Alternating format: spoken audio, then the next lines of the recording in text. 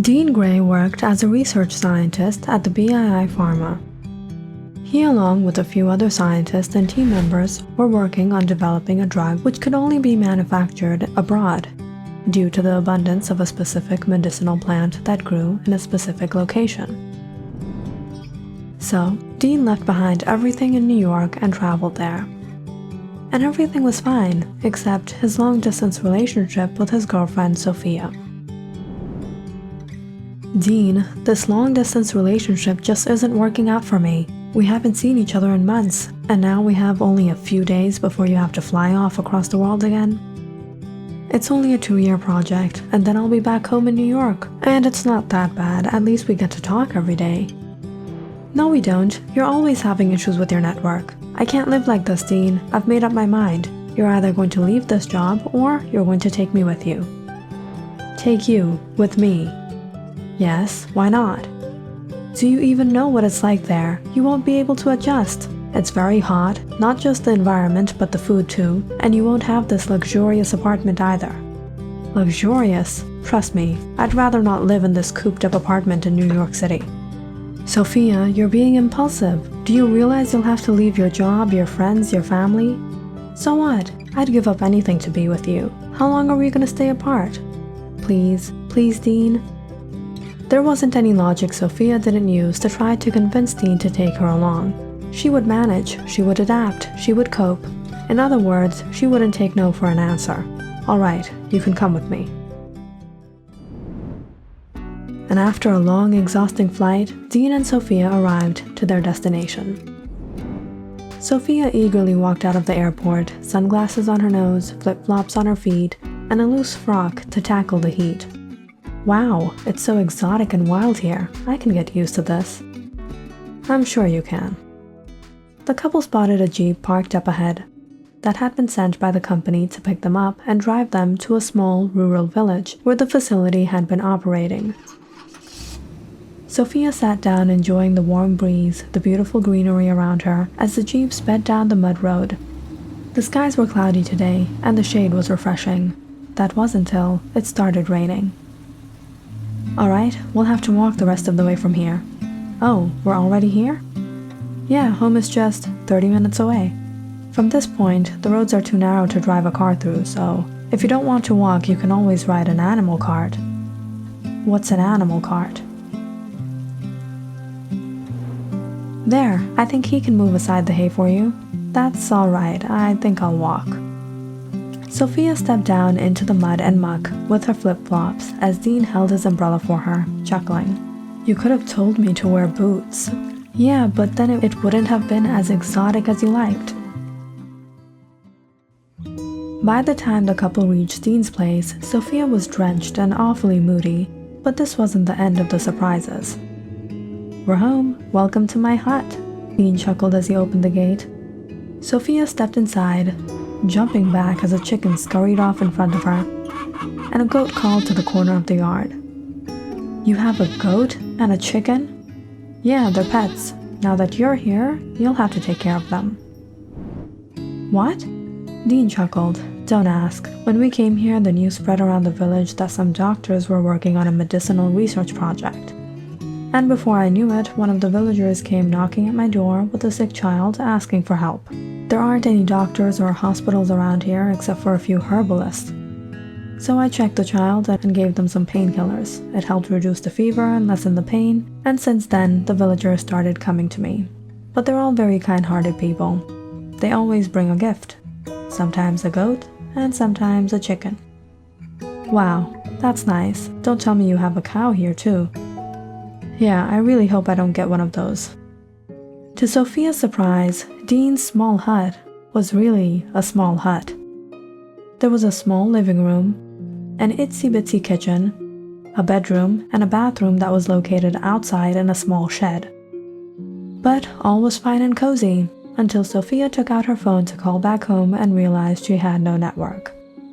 In this small rural town, getting a signal meant you had to prop up a ladder on the side of your hut and climb up to the roof. Sophia, what are you doing? Trying to get a signal? Now you know what I go through. When there's no network, the only way we can contact is through these satellite phones. but you can only call the facility with this. Ouch! What was that? As beautiful as these jungles were, they attracted many mosquitoes around here, especially at night, and Sophia was having a really hard time with all these little buddies of hers. But not everything was bad. Dean took Sophia to the facility's canteen for dinner that night, where she was amazed by all the traditional foods. Sitting at the table, staring at the colorful dishes and rice served on a banana leaf? Be careful, the fish still has bones inside of it. You have to take it out. Bones? Yeah, and you'll get tired of using spoons. It's just easier to eat with your hands. Try this. What's this?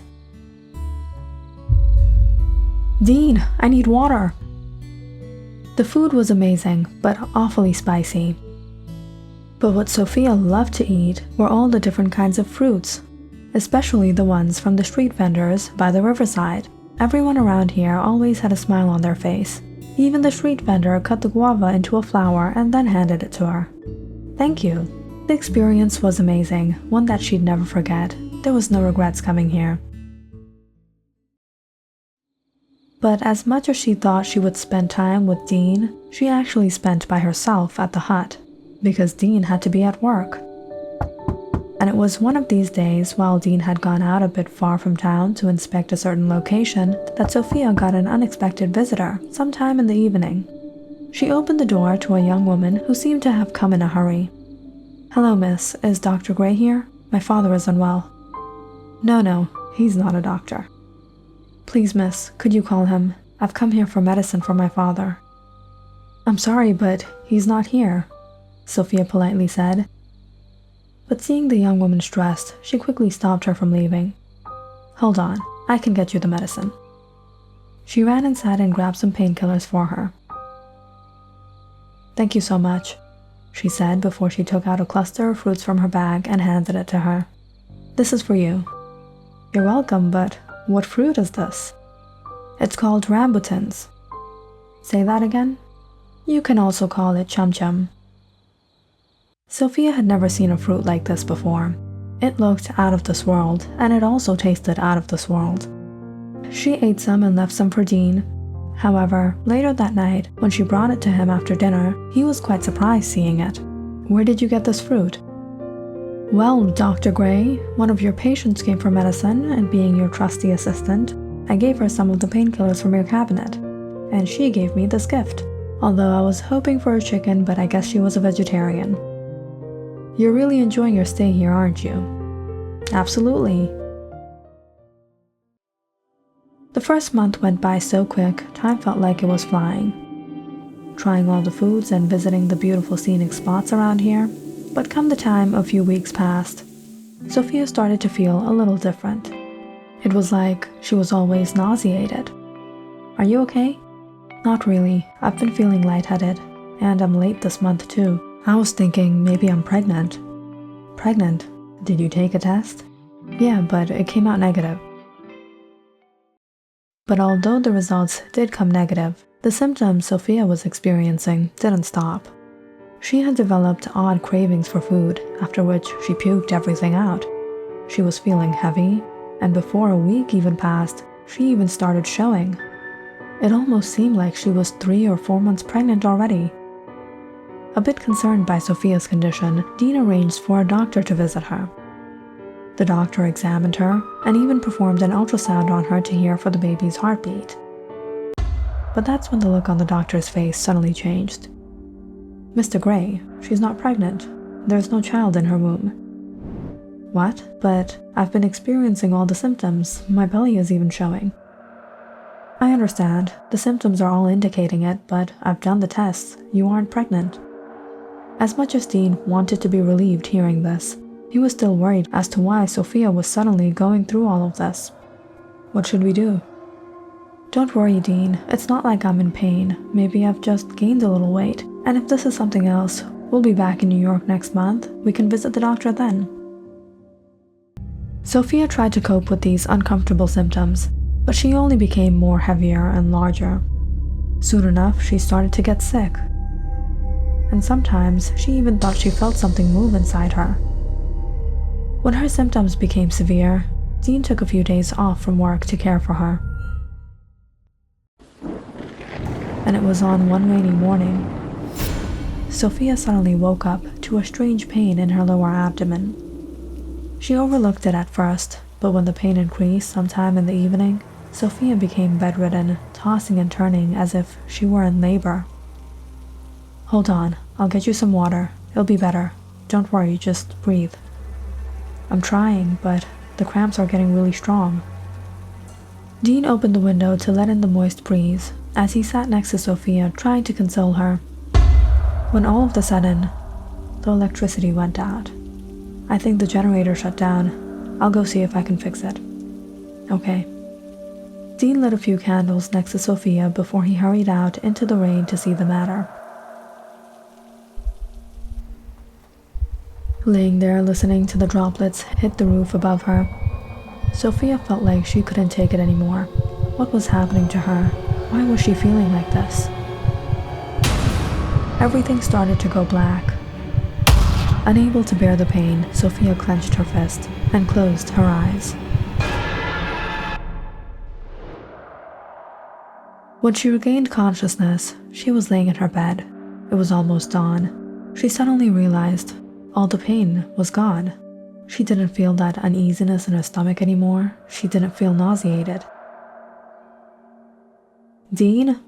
she called out, but he wasn't home.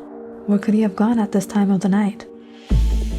After waiting a while, Sophia started to get worried and called the facility. But Dean wasn't there either. When morning came, authorities sent out men in search for him, but it seemed that he was nowhere to be found. Dean was missing.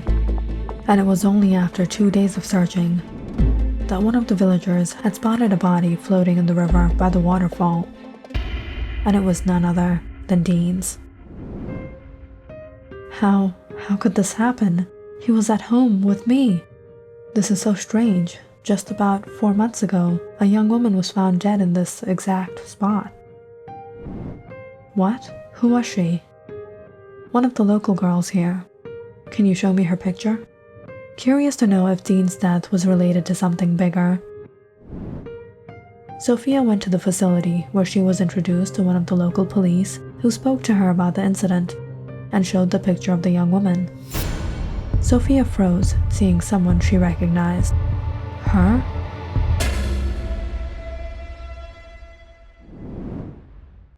Layla was one of the girls who lived in this village with her family. It was on one rainy night when her father fell extremely ill that he sent her to Dean in hope that he could help them. "Hello, may I help you?" "Please, Dr. Gray, my name is Layla. My father and I live not too far from here. He's really sick. He sent me here for medicine." "Oh, I see. Can you tell me what symptoms he's having?" "He has a very high fever and he's having chills."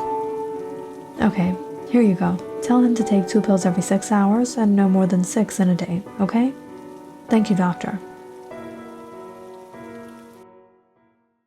Layla didn't have anything with her at the time, but in gratitude, the next day, she picked out the sweetest and ripest chum-chums from her tree in her backyard and brought it for him as a gift.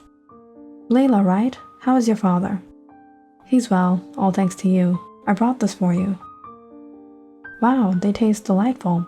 Layla was happy to see Dean had liked her gifts so much. So the next day she picked a few more and brought it over to him again. But when Dean opened the door to see her, he wasn't just happy for the gift, but to see her, because he had become quite attracted to this beautiful young woman. "Why don't you come in? Let's have some tea." No, doctor, I don't want to bother you." "No, please, you're my guest." And it was over these visits that a certain romance blossomed between the two. However, Layla was from a very conservative family. As a matter of fact, this village was highly conservative, and she was afraid what she was doing wasn't right. "Mister, what's happening between us isn't right. We shouldn't be doing this." "Why not? Is it wrong to fall in love?" "I can't do this. I know what you're worried about, but I promise you, I'm going to marry you. You'll be my wife. No one will say a word against you." Keeping hope in his promise of commitment, Layla agreed to Dean's wishes, and their relationship progressed. She started coming to his place every day, where she stayed for hours, spending time with him. But it was one day that she realized she was pregnant. She was panicked. She didn't know what else to do but to confront Dean. Dean, I think we should get married before people get to know.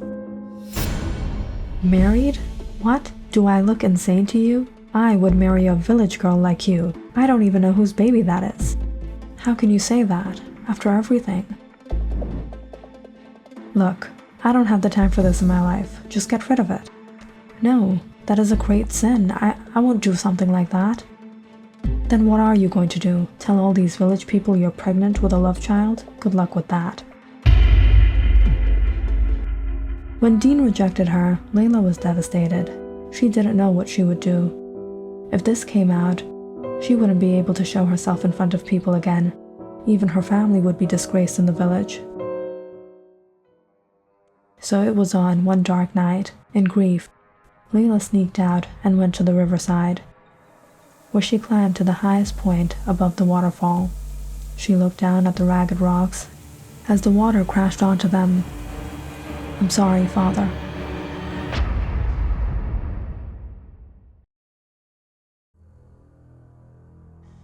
When Dean got news of Layla's death, he knew it was no accident, but he remained quiet about it, hoping her chapter in his life would be over. He continued on with work unaffected, until after he returned back with Sophia, and she started experiencing abnormal symptoms of pregnancy. Dean started to fear if there could be something more to this. And it was on that night, when Dean had gone out to fix the generator, that he heard Sophia cry out in pain. Sophia, are you okay? But Sophia was silent. She looked at Dean, a certain dullness in her eyes as she said, Doctor, just look at you, how worried you are, how much you care for her. But you didn't feel the least bit of compassion for me. Dean stumbled back, realizing this wasn't Sophia he was speaking to. You? Sophia chuckled. You still remember me? Leave her alone, please. Why? Does it hurt you to see her in pain? But it didn't hurt you when you saw me like that. You fooled me. I didn't want to have a relationship with you. You betrayed me after you gave me your word that you would marry me. You didn't for once care to think what would happen to me, my family, how they would be shamed in this society. Look, Layla, I know what I did was wrong. Forgive me. It's too late for forgiveness. Realizing his mistake, Dean knew he had to make amends. So he walked out to the waterfall, to the highest point from where Layla had taken her life. Layla, if you want me, then take me, but leave Sophia. And he gave his life for her. Sophia stared at the picture in awe. How could it be that she was no more? And if she was no longer alive, then who was she?